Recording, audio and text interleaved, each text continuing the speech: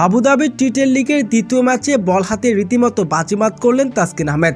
অ্যাসপিন অ্যাস্ট্রেলিয়ান্সের বিপক্ষে একাই তুলে নিয়েছেন গুরুত্বপূর্ণ 5টি উইকেট। তুলে নিয়ে রীতিমতো বিশ্ব রেকর্ড করে ফেললেন তিনি।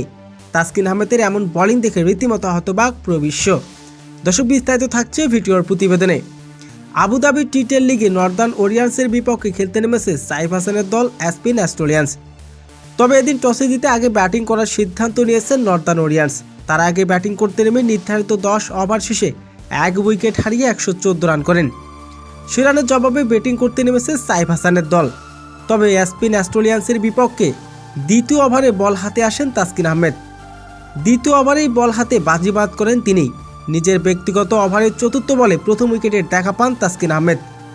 বোল্ড আউট করে সাজ করে ফেরান ফ্লেক্সারকে। তাসকিন আহমেদের বলে আউট হয়ে নিজের ব্যক্তিগত 5 বলে 13 রান করে সাজ করে ফেরেন তিনি। এরপর দলীয় অষ্টমতম ওভারে বল হাতে আসেন তাসকিন আহমেদ। তখন অ্যাসপিনের দলের জন্য প্রয়োজন ছিল 12 বলে 20 রান। তবে সেই ওভারেই বল হাতে চমক দেখান তাসকিন।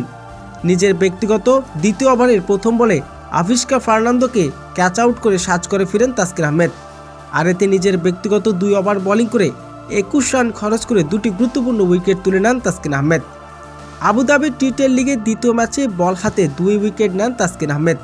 আর এতে এদিন সহজে জয়ের দেখা পায় তাসকিন আহমেদের দল নর্দার্ন ওরিয়ান্স।